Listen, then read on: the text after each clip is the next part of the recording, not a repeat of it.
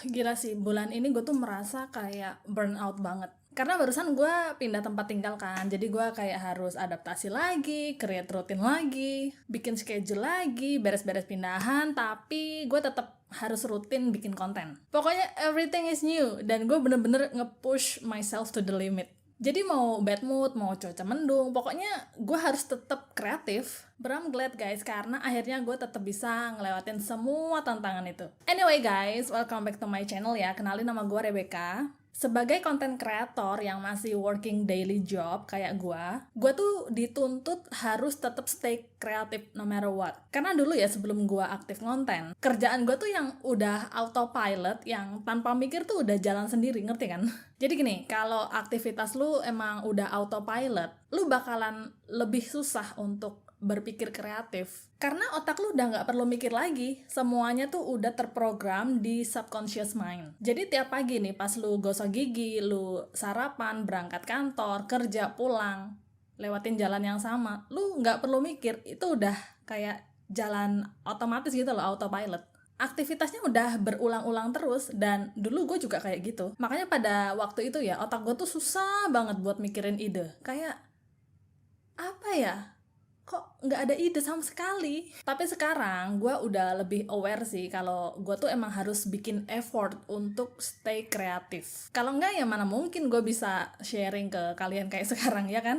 Kreativitas itu bukan dari bawaan lahir. Nggak ada ceritanya, oh Rebecca mah dari lahir emang anaknya udah kreatif. Nggak begitu. Kita tuh harus bikin effort atau mengusahakan supaya kita tuh tetap kreatif. Mungkin lo bingung ya, apa sih maksudnya kreatif? Maksudnya adalah kita tuh melatih otak kita supaya terbiasa untuk berpikir. Banyak orang tuh nggak sadar tahu kalau mereka tuh punya super komputer yang sangat canggih yang ada di dalam kepala mereka, yaitu otak. Otak kita tuh lebih canggih dibanding semua komputer yang ada di dunia ini.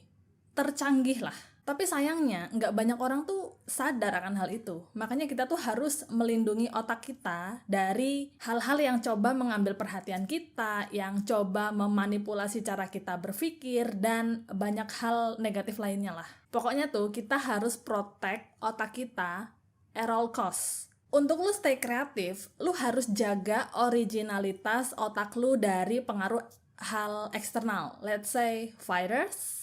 Dan yang pasti harus dilatih untuk terbiasa berpikir. Tahu nggak?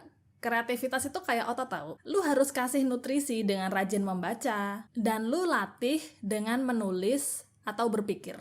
Nanti lama-lama kreativitas lu bakal cepet grow. Pokoknya jangan sampai lu menyia-nyiakan komputer tercanggih dalam kepala lu ya. Gue mau cerita dikit. Jadi gue tuh punya kenalan, ada orang lah, umurnya tuh sekitar 45 tahunan. Dia tuh susah buat mikir, like bener-bener nggak bisa pakai otaknya tuh untuk mikirin masalah. Jadi dia nggak bisa mikirin problem solving.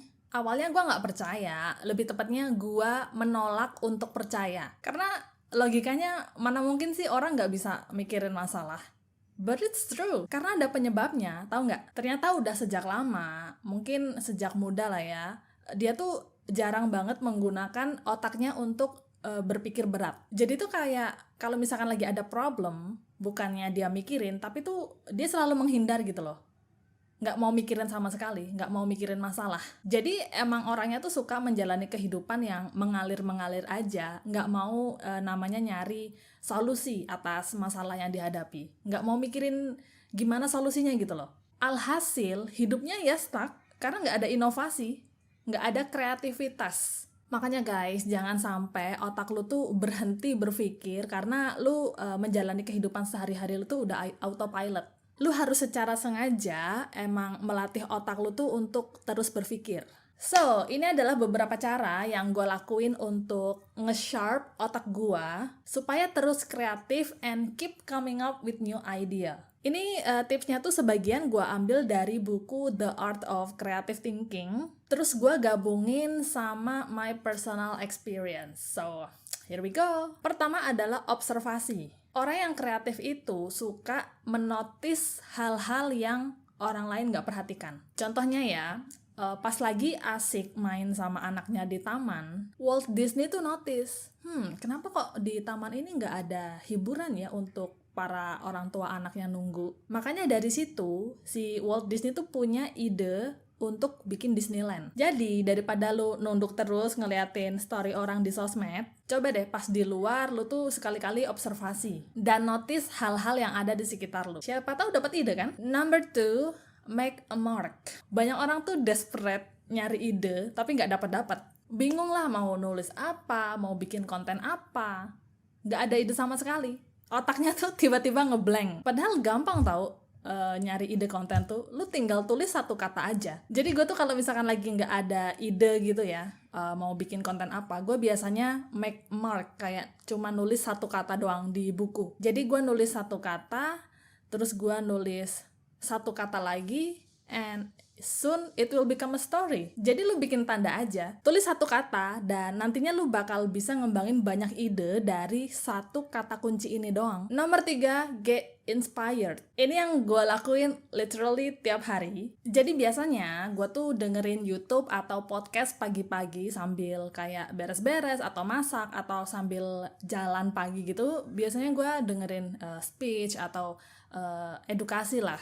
Gue tuh orangnya suka ya dengerin cerita-cerita yang menginspirasi atau kisah-kisah sukses sama interview orang-orang yang menurut gue hebat sih. Gue tuh nggak pernah miss satu hari aja tanpa belajar sesuatu. Gue juga suka follow account sosmed yang menurut gue inspiratif. Nah, lu bisa coba hack ini sih.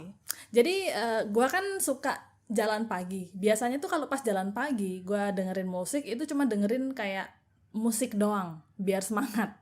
Jadi dengerin musik gitu kan. Nah sekarang coba deh lu switch untuk literally belajar hal baru. Jadi sekarang tuh kalau pas gue lagi jogging ya, gue udah nggak dengerin musik lagi, tapi gue dengerin kayak edukasi, hal-hal baru yang pengen gue pelajari, nambah skill. Dengerin TED Talk, strategi marketing, personal branding, tentang pelajaran fitness, diet, nutrition. Jadi nantinya pas selesai jogging, gue tuh dapet kayak pelajaran baru gitu. Pokoknya lu harus bikin effort untuk belajar hal yang baru setiap hari. Pokoknya lu harus bikin effort supaya lu terus dapat inspirasi. Tapi cara orang beda-beda ya, cara dapetin inspirasinya. That's why you have to find what works for you. Selanjutnya nomor 4 adalah bangun kebiasaan membaca. Orang-orang kreatif yang gue temuin ya, mereka tuh biasanya rata-rata suka membaca. Jadi sesibuk apapun lu bisa kok bangun habit untuk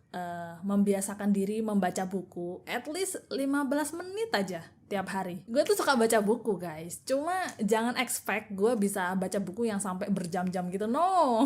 Gue tuh ya paling lama baca buku tuh cuma sekitar 30 menitan. Tapi gue konsisten tiap hari. Gue emang sengaja luangin waktu buat membaca. Biasanya gue set timer sih sekitar 15 sampai 20 menitan gitu buat literally baca buku doang.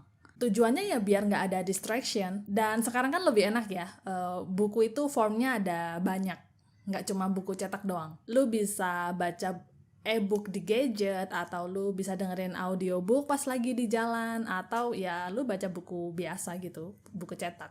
Jadi lu tinggal pilih mana metode yang paling cocok buat lu. Kalau gue sendiri, gue tuh suka baca buku cetak guys, karena dulu gue suka baca buku e-book gitu loh di gadget, di HP atau di laptop. Cuma kalau gue ngelihat screen itu tuh lama-lama apa ya, gue tuh pusing gitu loh, mata gue pusing.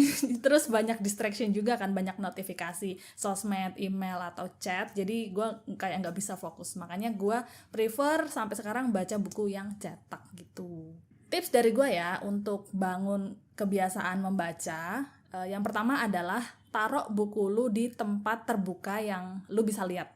Kalau gue tuh biasanya taruh di atas meja, di samping kasur, pokoknya tempat-tempat yang gampang diakses lah. Kan nggak mungkin ya bukunya lu taruh di dalam lemari atau kardus di gudang. Biar lu nggak repot juga kalau mau baca buku, nggak harus bongkar-bongkar kardus kan, jadi kayak tinggal ambil aja gitu. Terus tips kedua, baca buku yang lu suka, yang kalau misalkan lu baca nih, lu bisa betah baca lama gitu loh. Kalau gue sendiri jujur gue tuh nggak suka atau kayak nggak cocok baca novel. Gue lebih suka baca buku-buku kayak self-help ataupun self-development, untuk buku-buku pengembangan diri lah. Jadi pas baca buku, gue tuh dulu mulai baca dari apa yang gue suka. Baru dari situ gue mulai baca buku-buku yang lain kayak buku bisnis atau marketing, entrepreneurship kayak gitu. Dan lu tuh nggak perlu baca buku yang the world think you should be reading. No, lu baca aja apa yang lu suka. Tips selanjutnya, nomor 3, pilih metode baca. Lu sukanya e-book, audiobook, atau buku cetak, lu tentuin sendiri. Pokoknya jangan berhenti belajar setelah lu lulus graduation. Karena ini tuh kesalahan yang menurut gua hampir dilakuin sama kebanyakan orang. Dan gue sendiri pun pernah loh ngelakuin kesalahan itu. Alhasil ya pengetahuan gue nggak bertambah alias stuck. Dan gue tuh udah lupa semua hal yang udah pernah gue pelajari dulu. Ya karena nggak dipraktekkan dan nggak diasah lagi. Makanya sekarang gue tuh punya prinsip, if you stop learning, you stop living. Kalau lu mau stay kreatif, bangun kebiasaan membaca mulai dari hari ini. Terakhir nomor 5 guys, surround yourself with creative people. Lingkungan sangat-sangat berpengaruh, let me tell you. Gue tuh pernah ada di lingkungan orang-orang yang small-minded, tapi gue juga pernah ada di lingkungan orang-orang yang punya big thinker. Dan perbedaannya tuh jauh banget coy. Like, beneran bedanya tuh jauh banget.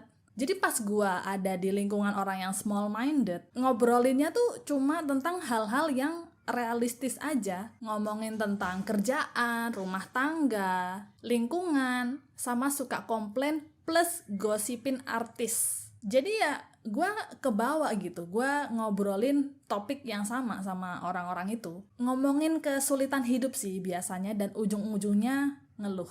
Kalau lu ada di lingkungan orang yang small-minded, lu nggak akan sadar kalau sebenarnya lu tuh terbawa arus. Karena gue pun nggak sadar waktu itu, but untungnya ya gue tuh punya komunitas lain selain lingkungan yang small-minded ini. Gue punya lingkungan yang big thinker yang yang lebih positif lah. Jadi gue bisa kayak reminder dan ngedetox hal-hal yang negatif keluar dari pikiran gue.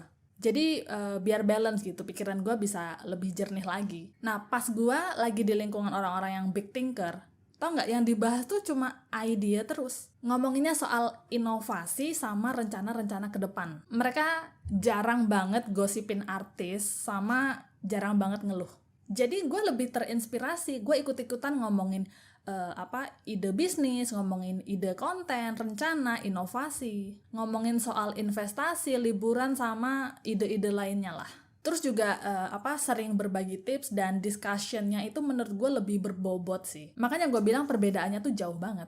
Hampir semua buku-buku sukses yang gue baca, semuanya tuh ngingetin kalau orang-orang di sekitar lu atau lingkungan lu itu tuh sangat berperan atau mereka tuh menentukan seberapa sukses lu di masa depan. Kalau misalnya lu sekarang lagi ada di lingkungan orang-orang yang small-minded, lu bisa kok jadi big thinker dimulai dari diri lu sendiri. It all start with you. Kalau lu jadi big thinker di lingkungan yang small-minded, lu pasti awal-awal nggak punya temen sih.